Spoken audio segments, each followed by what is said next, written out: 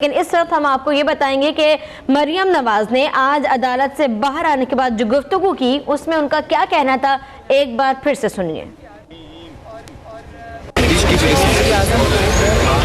Second में चलता किया और उस मुकदमे को और उस पिटिशन को जिनको नाकाबिल समाअत कहकर पहले रिजेक्ट कर दिया गया, उस पिटिशन के ऊपर ये 1.5 साल से ये मुकदमे चल रहे हैं और जो कि सबको पता है कि पॉलिटिकली मोटिवेटेड है, इनका कोई ताल्लुक नहीं है एहतसाब से और ये एहतसाब है भी नहीं, पूरी दुनिया जान चुकी है। मुझे इसके बारे में कुछ कहने की जरूरत नहीं। अभी पिछले दिनों में मीडिया के सामने भी और आवाम के सामने भी जो चीज़ें आई तो सब आपके सामने हैं, मुझे उस पर कुछ कहने की जरूरत नहीं। इस तरह के एहसास के बावजूद, इस तरह के इंतकाम के बावजूद हम हर दफ़ा न सिर्फ पेश होते हैं, नवाज शरीफ के साथ पेश हुए, आज उनकी बेटी पेश हुई, उनका दामाद गिरफ्तार हुआ और ये एक अलग तरह का कोई कानून रूल ऑफ लॉ आया है पाकिस्तान में, जिसमें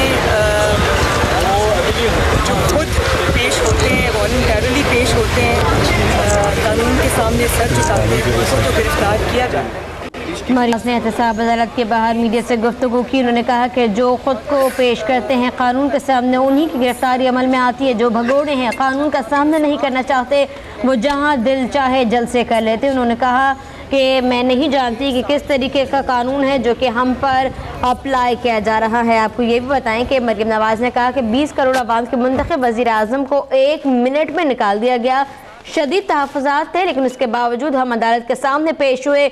हसन हुसैन के हवाले से मरियम नवाज का कहना था कि हसन और हुसैन अपने हवाले से फैसले खुद करेंगे। पनामा का मुकदमा अकामा पर ख़त्म हुआ फिर तो सवाल उठता ही है, भगोड़े आज़ाद फिर रहे हैं, जलसे कर रहे हैं, अदालती भगोड़ों को गिरफ्तार नहीं किया जाता, हम गिरफ्तारियों से घबराने वाले नहीं हैं। मरियम नवाज ने यह भी कहा कि कानून का एहतराम करते हैं, पेश होने के लिए आए तो एयरपोर्ट से ही गिरफ्तार कर लिया गया। इस मौके पर आपको बताएं कि मरियम नवाज की जानिब से ये भी कहा गया कि आने वाले वक्त में पता चल जाएगा कि कौन क्या कर रहा है और क्या चाहता है।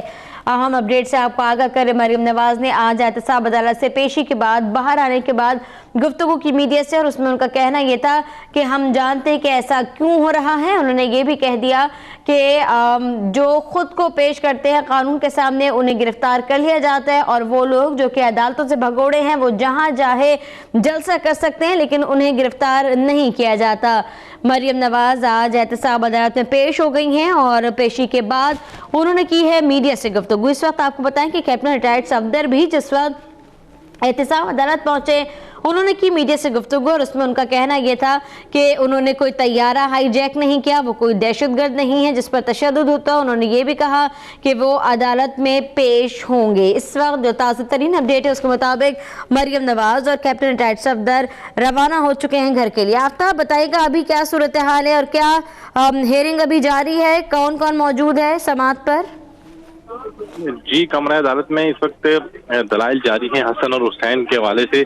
उनकी पेशी और उनकी जो गिरफ्तारी है उस पर नैब के जो तफ्तीशी अफसरान हैं वो बयानात कलम बंद करवा रहे हैं और हसन और हुसैन से मुतल्लिक़ अभी अदालत ने कोई हुक्म जारी नहीं किया, चूँकि आज भी वो गैरहाज़िर थे और उनके नाकाबिल ज़मानत वारंट गिरफ्तारी जारी हुए थे, इसके बावजूद वो नहीं आए तो आज उनको फिर FI इश्तिहारी करार देने की जो कार्रवाई है वो भी हो सकती है। तो अभी तक अदालत में कार्रवाई जारी है। नैब की जो प्रोसिक्यूटर और तफ्तीशी अफसरान हैं वो अपने बयानात कलम बंद करा रहे हैं, तो केस की समाअत कुछ ही देर में मुकम्मल हो जाएगी, जिसके बाद आइंदा की जो तारीख है वो दी जाएगी और हसन और हुसैन से मुतल्लिक़ भी अदालत से फैसला करेगी और अदालत के हवाले से भी कोई ऑर्डर पास करेगी। लेकिन आज की जो समाअत थी उसमें जो जमानती मुचलके जमा हुए हैं मरियम नवाज और कैप्टन रिटायर्ड सफदर के, तो नैब के प्रोसिक्यूटर्स ने कहा है कि जिन लोगों की अदालत जमानत मंजूर करती है इनको पाबंद किया जाए कि वो हार पेशी पर आएँ और बैरून मुल्क जाने से पहले वो अदालत से इजाज़त लें और अपने पासपोर्ट भी अदालत में जमा करवाएं।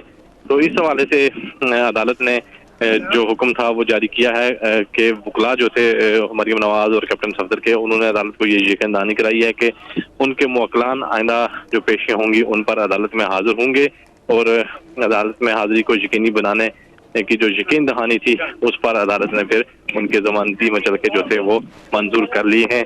तो अब केस की समाअत कुछ ही देर में नई तारीख आ जाएगी कि कब तक मुलतवी हो रही है।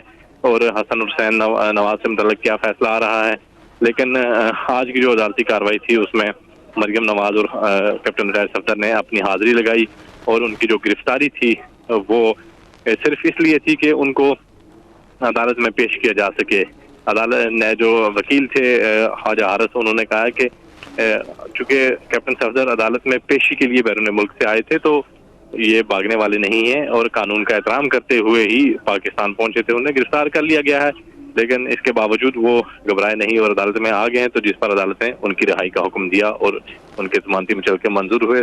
तो अब आइंदा समाज जो है वो के लिए जो तारीख मुकर्रर की जाएगी कुछ ही देर में उसका ऐलान हो जाएगा, जिसके बाद फिर केस की समाअत मुलतवी हो जाएगी और हसन और हुसैन से मुतल्लिक भी फैसला आ जाएगा। जी ठीक है, आफ्ताब चौधरी हमारे साथ ही मौजूद रहेगा। आपको बता दें कि कैप्टन रिटायर्ड सफदर को वतन वापसी पर गिरफ्तार कर लिया गया था, लेकिन अब से कुछ देर पहले कैप्टन रिटायर्ड सफदर को नैब अदालत से रिहाई का परवाना मिल चुका है। 50 लाख रुपए के मचलकों के एवज जमानत मंजूर हुई है। आपको बताएं गुज़िश्ता रात गिरफ्तारी अमल में आई थी और अब उन्हें रिहा कर दिया गया। इस वक्त मरियम नवाज और कैप्टन रिटायर्ड सफदर रवाना हो चुके हैं नैब अदालत से। दूसरी तरफ नैब प्रोसिक्यूटर की जानिब से आज जुडिशियल रिमांड की सदात की गई थी कैप्टन रिटायर्ड सफदर की, जिसे मुस्तरद भी किया गया था। आफ्ताब बताइएगा इस वक्त अदालत के अंदर कौन कौन से वकला और किस किस के वकला मौजूद हैं और क्या दलाइल दिए जा रहे हैं? जी, नैब की प्रोसिक्यूशन टीम इस वक्त मौजूद है और जो ख्वाजा हारिस हैं जो साबिक वज़ीर आज़म नवाज शरीफ और उनके बच्चों के वकील हैं वो भी मौजूद हैं। और जो ख्वाजा हारिस दलाइल दे रहे थे कि साबिक वज़ीर आज़म नवाज शरीफ की जो आज की तारीख की जो गैर हाज़िरी है उससे इस्तिस्ना दिया जाए, तो अदालत ने वो दरख्वास्त भी मंजूर कर ली है।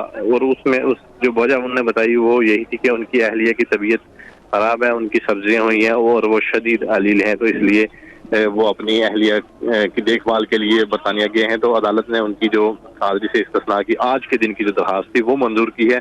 तो नैब की जो प्रोसिक्यूशन टीम है वो इस बात पर बजीर है कि अगर ये लोग बैरून मुल्क जाते हैं तो उससे बैरून मुल्क का सफर करने से कबल इन्हें अदालत से इजाजत लेनी चाहिए, क्योंकि जब जमानत हुई है मुल्ज़मान की तो फिर जमानत इस शर्त पर हुई है कि ये अदालत में हाजिर होंगे, लेकिन इसके बावजूद ये बैरून मुल्क चल जाते हैं। कभी एक आता है तो दूसरा चल जाता है, जब दूसरा आता है तो तीसरा चल जाता है। तो उन्होंने कहा कि ये सिलसिला जारी रहा तो यकीनन जो कार्रवाई है अदालती कार्रवाई और केस को जो निपटाने का तरीक़ाकार है या उसको जो निपटाने का जो वक्त मुकर्रर किया गया वो उसमें काफ़ी ताख़ीर हो जाएगी।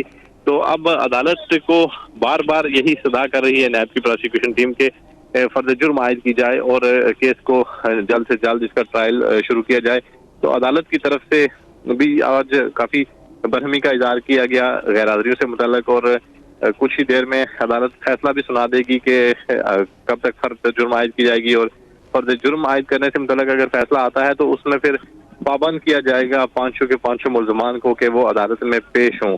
लेकिन जो नॉन नेशनल वाला सवाल उठाया जा रहा है हसन और हुसैन का, तो अब हसन और हुसैन अगर नहीं आते तो उनको पाकिस्तान लाने में काफ़ी ताख़ीर हो जाएगी। इंटरपोल का जो प्रोसीजर है पाकिस्तान लाने का, किसी शख्स को इंटरपोल के जरिए अगर पाकिस्तान लाया जाए तो इसमें काफ़ी वक्त दरकार होता है।